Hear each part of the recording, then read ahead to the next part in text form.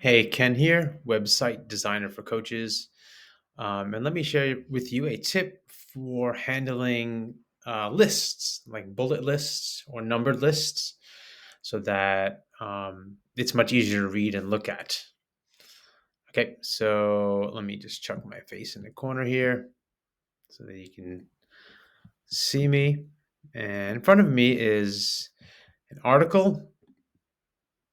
It's a blog post, and as you can see, 10 tips, my 10 sleep hygiene tips to support weight loss and fitness progress. So Lisa wrote an article here, and there's a bunch of content in here. And one piece of it down below are her 10 tips. Let me scroll down there. Where are the tips? Here. So, as you can see, establishing a nightly routine, practice is good, sleep hygiene, blah, blah, blah. Here's some tips. And if you look at this page, right now I'm on a laptop. Um, you can see it.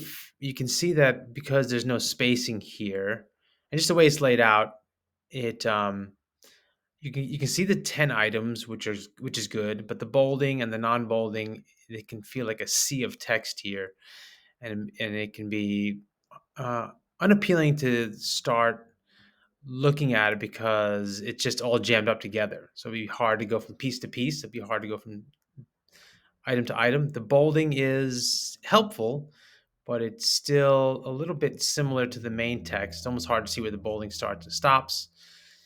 And because there's no space, white space here, it feels a bit jammed up. And the thing with reading on the internet, and if I go to mobile device, it's gonna be even more difficult. So if I let me, I'll squish my screen down, so you can see on a mobile device, it's gonna even be a bigger sea of text. So now you're gonna start to go through these items. It's just massive, and big seas of text are more difficult to read because it's like, in order to get the idea of the article or to read a piece of it, you kind of read the whole thing. So it's good for things to be broken up, smaller chunks. On the internet, we read by scanning. We don't read like a novel where you go page by page and you just go straight through. You read by skimming and scanning and trying to find the pieces that you need. It's not really comfortable to read online for long periods of time.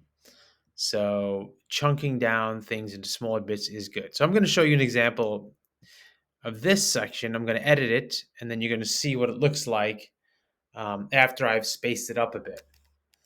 Okay, so let me actually just pause this video. I'm going to quickly open up another page, make edits so you can see them side by side. Okay, quick pause. Okay, so here's the current page, the way it stands, with bolding and bullet numbers, or numbers, I should, numbered list. And so here's the other page I just made. Let me view it. Actually, let's view post.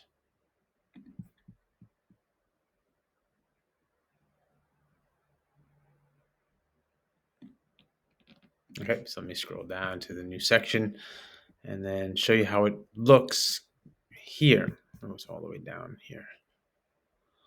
Okay, and here's the new section. Okay, so you can see there's more separation with the items. I've done a few things. Let me just go back and forth so you can get the feel. Here's how it was previously. Feel a bit busy, and here it is with more spacing.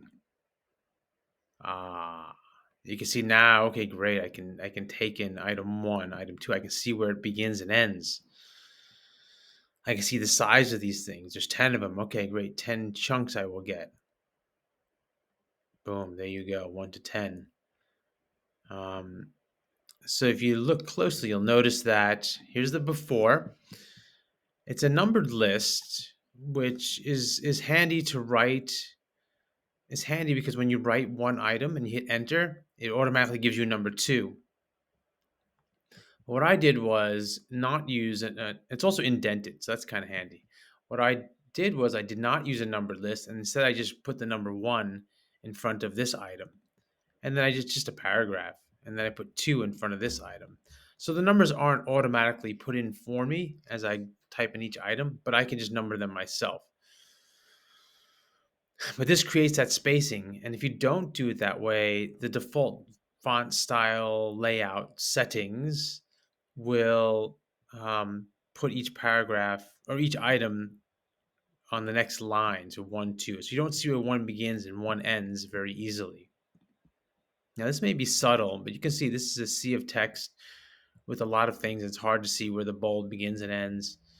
And here you can see, oh, nice, clear items. I did also start the text after each bold sentence on the next line so that you can see the bolded item and then you can read a bit more. And this will give you a quick way to just get the answers that you want. So, tip 1, start winding down your brain 30 minutes to an hour before bed. 2, stop drinking caffeine by noon, or at least the latest 2 p.m. Avoid blue light from electronics, etc. Keep your bedroom as dark as possible. Pick a time to go to bed and wake up each day. So you pick the same time. But okay, so now you can actually get the information without actually having to read the extras. But if you want the extra detail, you can. So avoid working out or eating 2 to 3 hours before bed. Working out releases cortisol, which is a stress hormone that negatively impacts the body's ability to relax and therefore sleep. Eating also triggers the release of insulin, so blah, blah. So you can get more detail if you want. But as you can see, the way it is like this, you can just take down the content like chucking popcorn down the hatch. And it's nice that way. You can take it in easily. You can go as fast or slow as you like. Making sure that the visitor has control over their experience. They can jump around is important. It's good. Okay. Again, before, bit busy. After, chewy chunks ahoy. Okay, that's it for this video. Ken Schroeder, web designer for coaches over at coachingsitesthatwork.com. Hit like, post a comment. I like seeing these little things go off. Okay, until next time.